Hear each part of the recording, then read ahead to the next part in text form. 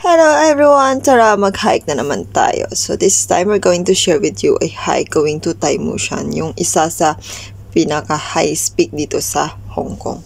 So dito kami dumaan sa Shingmun, tapos ito yung daanan. So napakaganda. And then this video actually is from last year. So syempre katamaran ko ba? So and then so busy. Alam nyo naman kung ano yung trabaho. So ito yung dadaanan na dito guys. Napakaganda kasi greenery. Ewan ko lang. Kung hindi ka relate, edi wag. Just kidding. Pero gusto ko to yung mga daanan na to, like greenery. And then yung may pa-stream pa siya, na ganyan. So, nakaka-relax. Nakaka-relax itong gawin. Pero kung tamad ka, hindi mo po ko dyan sa tabi. Hindi naman kita pinilit. Just kidding, everyone. So, ayun. So, ito yung aking, palipas oras. Or ito yung aking ginawa tuwing off day. Naghahanap ng pagod. O di kaya, natutulog sa kwarto. Yun yung mga gawain ko. So, ito, sa mga nakaraan, di ba nakapag-upload ako ng mga picture? Dito yun. Dito yun nakuha. Dito sa place na to. So, napakaganda tong place. Pwede kayo din mag-dress dito kung gusto mo. Pwede kayong tapos lumakad kami ulit at papunta na ng Taimushan. So, may nadaanan kaming mga baka. So, magpapastol muna tayo ng baka. Pero be careful, baka mangsungay ito. So, nung pumunta kami sa Mount Shan. Ito yung nahanap ko. Sabi nila may baka dito, pero wala naman. Pero dito tuwang-tuwa ako kasi ang dami nila. So, 'di ba? Parang nasa probinsya ka lang. Parang umuwi lang ako ng Iloilo, oy. So, ito yung daanan, hindi siya masyadong mahirap. Pero syempre masyado siyang malayo. Patamushan ito eh. Malayo siya. Then dito kasi yung daan namin. So, nadaanan ko itong lumot na to. Yung, basta yun, nadaanan ko, hindi na videohan ko siya kasi nakakyutan lang talaga ako. And then, dito sa side na to guys, so ito yung paakyat, papuntang Taimushan. Pag nakita nyo to, pag dito kayo dumaan sa Shingmun, ito yung daanan, paakyat. So, i-prepare nyo na yung tuhod nyo sa mga dyan. Kailangan dito magbaston-baston eh. Pero, syempre, carry pa ng tuhod natin. At nasasanay ako sa mga bukirin-bukirin. So, ayun. Kaya naman. Kaya hindi pa naman napagod. So, syempre, nagmuni-muni muna ako doon. At lumakad muna na naman kami ulit. So, dito din kami kumain. So, hindi ko pa na-upload yung video ng kumakain kami dyan at nagmuni-muni. So, lakad ulit at ito yung madadaanan nyo. Hagdan hanggang pataas at mabato. So, nag-enjoy talaga ako kasi lahat ng mga bato, lahat ng mga flowers. I love flowers and I like stones. So, mga bato na yun, nakit-akit ko yan. So, alam nyo naman. So, just enjoy nature. Enjoy na kung ano yung ginagawa nyo sa inyong hike or sa inyong off day. Kasi hindi naman tayo, iba-iba naman tayo ng mga hilig. So, yung iba, nakaupo lang dito.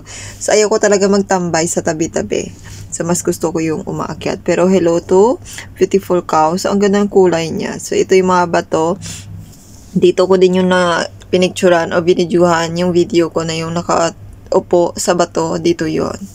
Ito yun sa mga bato na to. So, ang daming bato-bato dito. So, pero nag-enjoy talaga ako dito. So, lahat ng bato, inupo-upuan ko pa yan. So, syempre, kung saan yung makikita ko ang magagandang bato. So, let's go. Ganon. So, lagi yung kasama is yung si Ate Jen. So, yung mga kasama ni Lynn Journey. Kasi Lynn Journey is for good na sa Philippines. So, yung mga kasama ko, yung mga dating kaibigan niya. So, yung si Ate Feli and Ate Jen. So, I love to go nature too. And then, so, nagkasundo kami. So, nature lover din kasi ako. So, mas gusto ko kasi kahit nandun ako sa Singapore, mas gusto ko yung nasa park. Yung ikot ka ng park. Pero hindi open ang park Ayaw ko umupo ng park. Ayaw tumambay ng park. And then, dahil wala dito si Ate Carol, so, yung may mga new friend din naman ako. Pero, syempre, sometimes, gusto ko din minsan nasa bahay lang kapag pagod or antok, nasa bahay talaga ako. Pero, kung dito kayo sa Hong Kong, samantalahin nyo yung kasi dito free yung hike. So, walang bayad. Hindi mo na kailangan mag-tour guide, safe. So, mag-ingat din naman kung magpunta kayong mga cliff, syempre. Pero dito kasi, may enjoy nyo yung yung nature din. Kasi wala siyang bayad. Unlike sa atin na kailangan nating magbayad kasi mamaya naligaw kayo. And then, syempre, sa atin madaming ahas. Dito, wala akong gaano nakita. So, magkikita mo dito, babayran mo. Yun. So, ito, nagkukyutan kami dito ni Ate Feli kasi mukha siyang nasa spaceship ka. Yung bato na yun. So, ayan. So, hintay Israel, si Ate Jen at saka si Ate Sarah. So, ayan may nilagay din sila doon yung pinagpatong-patong balance rock. So, ayun. Naglakad na naman kami ulit. Pero kasi medyo mahabang lakaran ito, guys. So, sa mga gusto ng short hike, hindi ito pwede. Kasi long hike na ito. Kasi malayo lakarin. Pero hindi siya yung yung mataas na pataas. Yun. Kasi pag pataas sa pataas, hingalin ka. Pero ito parang patag lang naman na naglalakad kayo, nag-i-explore. So, ito nung pumunta kami dito, autumn ito hindi last year. Kasi ang dami ko pa talagang videos na hindi na-upload. At saka ibang picture ko dito, hindi ko siya na-upload at saka na-erase na. So, sayang. So, sad. Kasi iba akong mga photos is hindi ko dito na-upload. At itong videos, luckily meron ito dito sa camera ko. Yung mga lahat ng videos na nasa phone ko, so nagka-erase. And then yung Maunshan, doon talaga ako kasi yung Maunshan na last banding namin yung nasisi, yun yung na-erase pa. So wala na ako noon. So unti pa lang yung na-upload ko at saka na-erase siya. Pero thank you pa din kasi meron pa rin naiwan dito sa may Time Ocean. Kasi ito yung pinakamalayo kung kailan pa namin ito babalikan ulit. Kasi medyo malayo ito.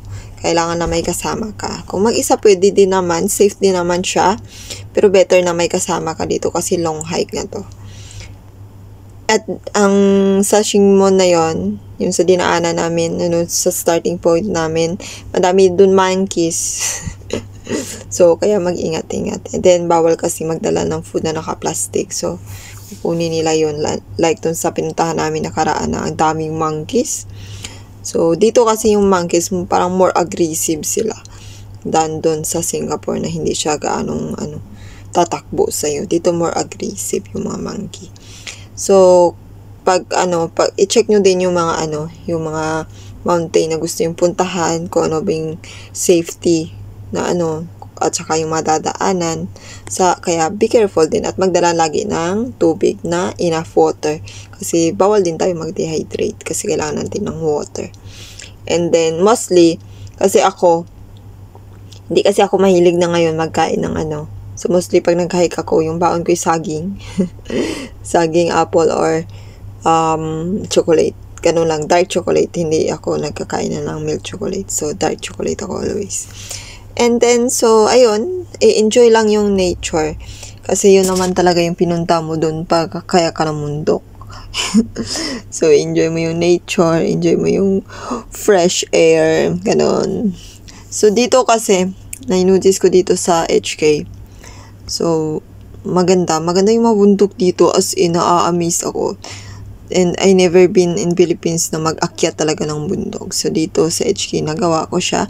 Maybe in Philippines, so na you can do it too. Pero, kailangan kasi, pag sa PH, kailangan kasi ng, tour guide. So, dito na lang muna natin enjoyin. Kasi, wala ditong bayad Doon kasi bayad mahal So, ayan. So, maganda din yung flowers, kasi I love flowers too. Kaya sa mga dadaanan kong flowers, yan talaga ako nagtatagal sa hike, sa trail. Dahil dyan sa mga flowers na yan. At saka, enjoyin mo yung bawat hike. At nagsa-solo hike din ako pag alam ko yung place na safe, and then safe to go, and then hindi siya masyadong malayo. So, nagsa-solo hike din ako minsan. Para masaya din. Masayang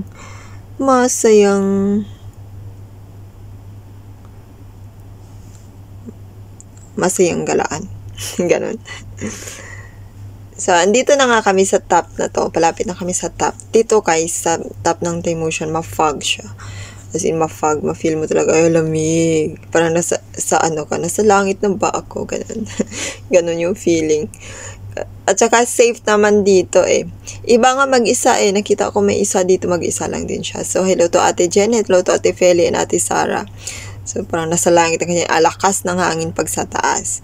Kasi, alam mo yung pagbaba namin, ay, doon pala kami galing sa taas na yun. Kasi sa taas lang talaga yung fog. Sa baba, wala. Wala lang. Pero, ang lakas talaga ng hangin dito sa taas. And then, gabi na kami dito, magsi-6 na yata kami dito, nakarating sa place na to. Kasi, syempre, picture is life, video is life, upo-upo is life. Upo-upo is lifer. Ganun yung pinagagawa namin.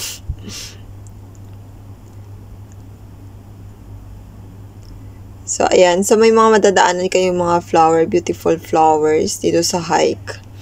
So, ayan. And then, ito yung ito yung bundok na may kalsada. hindi ka mapapagod umakyat. At saka, very, very safe. At saka yung yung damo na yan sa gilid, pwede kayong, kung may dress kayo, maganda mag-pictorial dyan. Yan. Ganitong So, minsan kasi kami din, yun, na-use ko na din na magdala ng dress hike. So, sige, enjoy with my friends. Minsan, nagsusolo hike ako, like the other day na nag-solo hike din ako.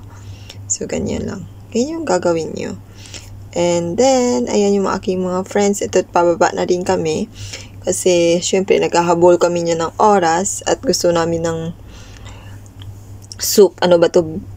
Beef brisket ba tong sinasabi nila na gusto nilang kumain na dito sa hike na to.